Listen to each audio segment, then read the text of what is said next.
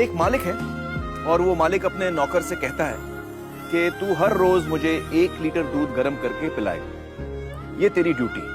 तो नौकर रोज 1 लीटर दूध पिलाता था। कुछ दिन बाद नौकर जो है उस दूध में से 1.5 लीटर दूध खुद पी जाता था और बाकी दूध में पानी मिला के मालिक को पिलाता था। फिर कोई मालिक से शिकायत करता है कि साहब ये जो नौकर आपने रखा है ये दूध में गड़बड़ करता है। तो मालिक ने कहा अच्छा ऐसा है क्या, और उसने नौकर की निगरानी के लिए एक और नौकर रखा। अब 2 नौकर हो गए, तो दोनों नौकरों ने 1.5 लीटर दूध खुद पीना शुरू किया और बाकी दूध में वो पानी मिला के मालिक को पिलाते थे।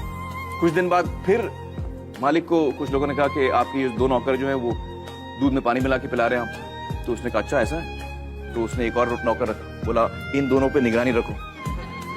अब 3 नौकर हो गए, तो तीनों 1.5 लीटर दूध पीते थे। मालिक को 1.5 लीटर दूध में पानी मिला के पिलाते थे। मालिक की तबीयत भी थोड़ी कमजोर होने लगी, थोड़ा वीक हो गया वो। फिर किसी ने कहा कि आपका स्वाद बड़ा गड़बड़ हो गया, आप तो बहुत कमजोर होते जा रहे हैं, ये नौकर आपके बड़ा गड़बड़ कर रहे हैं। उसने बोला अच्छा ऐसा हो रहा है क्या। तो उसने एक और नौकर रखा, बोला इन तीनों पे निगरानी रखो कि ऐसा ना हो। अब जब 4 नौकर रख लिए तो दूध तो 1 ही लीटर था। थोड़े दिन ठीक मिला, फिर चारों नौकर मिल गए और दूध पीने लग गए।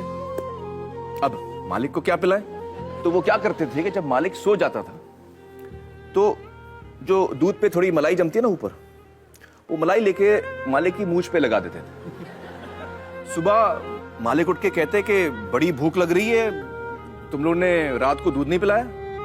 तो कहते नहीं मालिक पिलाया, आपका हाजमा खराब है, आपकी तबीयत ठीक नहीं है। वो कहता क्यों, कैसे। और फिर वो मालिक को आईना दिखाते, कहते ये देखिए साहब अभी भी प्रूफ है। कौन सा प्रूफ है, आपके मूंछ पे देखिए मलाई जमी हुई है। तो अब मुझे बताइए दोस्तों कि ये कहानी है या हकीकत। हकीकत है। तो इसमें मालिक कौन है और नौकर कौन है। हाँ आप बताइए। इसमें मालिक जो है जनता है और नौकर जो है वो सरकार है। हाँ बिल्कुल सही पहचाना आपने, आप लोगों ने भी ये बात पहचान ली थी। दोस्तों अब मुझे बताइए कि ये जो बड़े बड़े घोटाले होते हैं देश में और जो पैसा लूटा जाता है वो किसका पैसा जाता है। हाँ हाँ आप बताइए। सरकार का। सरकार का पैसा जाता है। लेकिन सरकार के पास ये जो पैसा आता है वो आता कहां से। हाँ हाँ बताइए। टैक्सेस। बिल्कुल सही, टैक्सेस से। अच्छा आप में से कितने लोग हैं जो टैक्स नहीं भरते, जरा संभाल के जवाब दीजिएगा, इनकम टैक्स डिपार्टमेंट देख रहा है ये शो। बताइए आप में से कितने ऐसे हैं जो टैक्स नहीं भरते। तो कई लोग हैं यहाँ पर जो टैक्स नहीं भरते।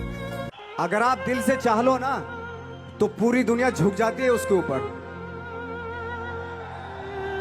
उसको पूरा करने के लिए पूरी कायनात एक हो जाती है कि इस आदमी की जिद के लिए, इस आदमी की जिद के आगे झुकना पड़ेगा, और पूरी दुनिया झुकती है आपकी जिद के आगे। लेकिन आपको जिद्दी होना पड़ता है, आपको बहुत सारे सेक्रीफाइस भी करने पड़ते हैं, क्योंकि ये आपने चाहा है।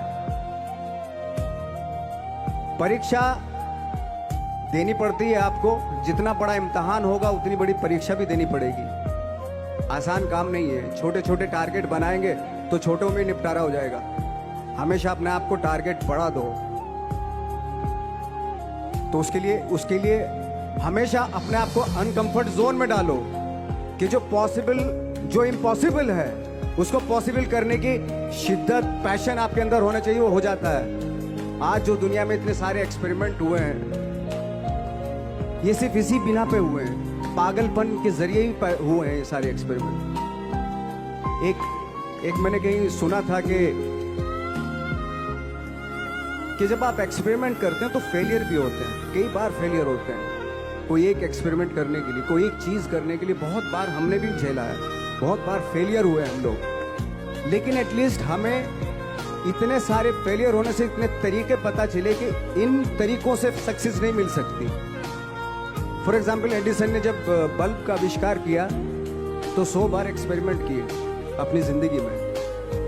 100 बार एक्सपेरिमेंट करने के बाद जब उसको पता चला कि अरे फॉर्मूला तो ये था बल्ब बनाने का, तो एटलीस्ट उसके साथ साथ उसको ये भी पता चला कि 100 जो तरीके हैं, 100 तरीकों से बल्ब नहीं बनता, ये भी पता चला उन फेलियर्स में उसको।